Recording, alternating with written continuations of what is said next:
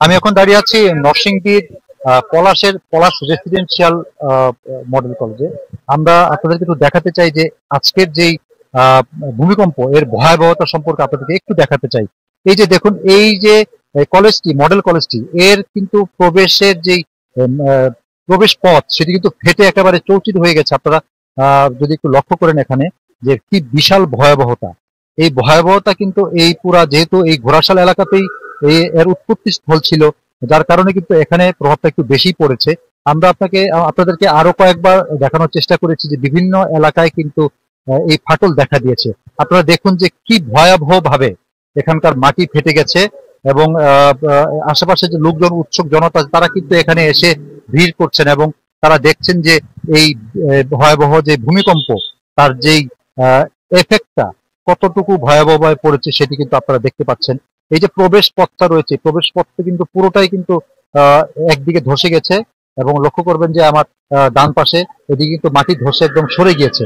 আমরা আরো আপনাদেরকে একটু দেখাতে চাই যে সাধারণ মানুষজন যারা রয়েছেন তারা কিন্তু এখানে এসে এখানে তারা জড়ো হয়ে তারা দেখছেন যে এখানে যে যে পরিমাণ ক্ষয়ক্ষতি হয়েছে সেটি তারা দেখার চেষ্টা করছেন। আমরা আরেকটু চেষ্টা করব যে এখানকার যারা কর্মকর্তা রয়েছেন বা সেই সময়টিতে এখানে যারা উপস্থিত ছিলেন তেমন একজনের কাছে আপনাদেরকে তাদের নিয়ে যেতে চাই।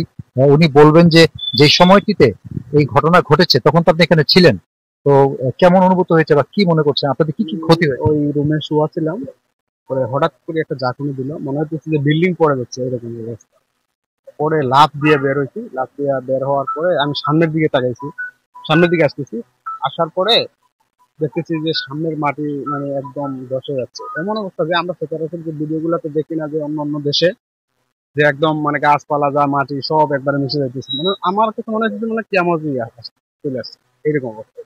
সামনের পায়ের মাটি যদি চলে যায় তখন আমি দাঁড়াবো কোথায়, আমি এমন এমন পরিস্থিতি। ভয়ে মানে আমার শরীর কাঁপতেছিল।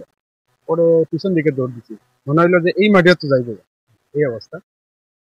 তারপরে আমাদের সায়েন্স ল্যাব আছে, ল্যাবের মধ্যে এই যে সায়েন্সের কিছু জিনিসপত্র কেমিক্যাল আছে, এগুলা কেমিস্ট্রি করছি, দেখলাম যে পুরোটা ভবন ঘুরে দেখলাম কোন জায়গায় কি হয়েছে। পরে সায়েন্স ল্যাবের ক্ষতি হয়েছে। তারপরে এই যে বিল্ডিংটা হয়তো আপনারা দেখছেন মনে হয়, এইখানে ওয়ালটা একদম ফেটে গেছে আর কি, পড়ে যাবে। যেমনটি এখানকার যারা রয়েছিলেন এই এই এই কলেজটিতে যারা তখন ছিলেন তারা কিন্তু তাদের অভিব্যক্তিটা ব্যক্ত করলেন যে কি ভয়াবহ ছিল এই ভূমিকম্পের যেই আহ, ক্ষতির প্রভাব। আপনাদেরকে জানিয়ে রাখতে চাই যে এখন পর্যন্ত এই নরসিংদীতে ভূমিকম্পে ক্ষতিগ্রস্ত হয়েছেন বা আহত হয়েছেন কিন্তু শতাধিক, এবং ইতিমধ্যে আপনারা জেনেছেন যে 2 জনের প্রাণহানি ঘটেছে, এবং আমরা আরো যা জানতে পেরেছি যে মুমূর্ষু অবস্থায় আরেকজন রয়েছেন ঢাকা মেডিকেল কলেজ হাসপাতাল, তার অবস্থাও আশঙ্কাজনক। ডাক্তাররা বলছেন তাকে আইসিইউতে রাখা হয়েছে, যে কোনো সময় যে কোনো অঘটন ঘটে যেতে পারে বলেও তারা আমাদেরকে জানিয়েছেন। আমরা একটু আবার একটু দেখাতে চেষ্টা করব যে এই যে এই ভবনের যে ফাটলটা একটু দেখানোর চেষ্টা করবো, এবং সেই সাথে এই যে মাটি ফেটে যে গ্রাউন্ডে চলে গেছে সেটাও আপনাদেরকে আস্তে আস্তে দেখানোর চেষ্টা করব। এবং এই শুধু পলাশের শুধু এই কলেজটি নয়, এখানে একটি ডেইরি ফার্ম, সেখানেও বিশাল অংশের ফাটা আমরা দেখতে পেয়েছি।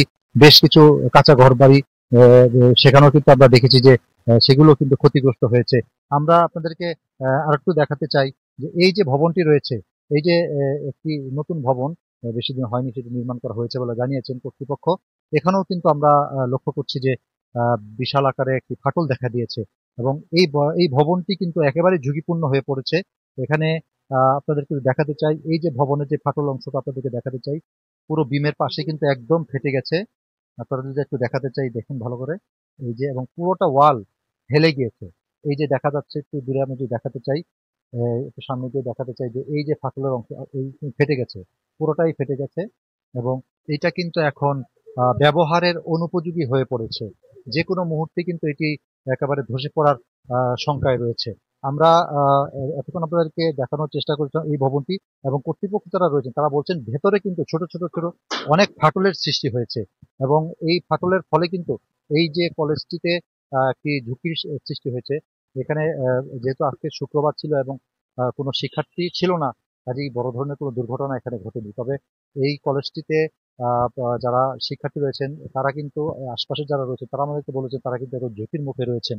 এবং আরেকটি তথ্য জানিয়ে রাখতে চাই, এই নরসিংদী যেহেতু নরসিংদী ঘোড়াশাল কিন্তু আহ, এই যে ভূমিকম্প এর কেন্দ্রস্থল ছিল, যার ফলশ্রুতিতে এখানকার যে এলাকাগুলোতে ক্ষয়ক্ষতির পরিমাণ বেশি হয়েছে এবং নরসিংদী শহর এলাকার উঁচু যে দালানগুলো রয়েছে সেগুলোতেও কিন্তু ব্যাপক ক্ষয়ক্ষতির খবর আমরা পেয়েছি এবং ইতিমধ্যেই একটি পরিবার থেকে কিন্তু দুটি তাজা প্রাণ ঝরে গেছে এই ভূমিকম্পের ফলে। এবং সাধারণ মানুষ যারা রয়েছেন তারা কিন্তু এখনো শঙ্কায় রয়েছেন, যেহেতু আমরা জেনে থাকি যে একটি ভূমিকম্প হিট করার পরে কিন্তু আরো এরকম আরো পরিস্থিতি সৃষ্টি হওয়ার কিন্তু একটি শঙ্কা থেকে যায়।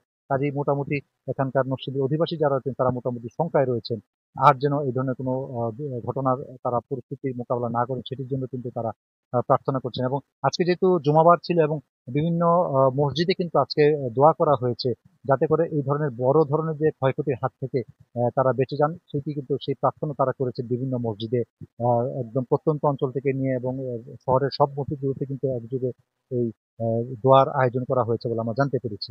তো এই ছিল নরসিংদীর এই পলাশ থেকে ভূমিকম্পের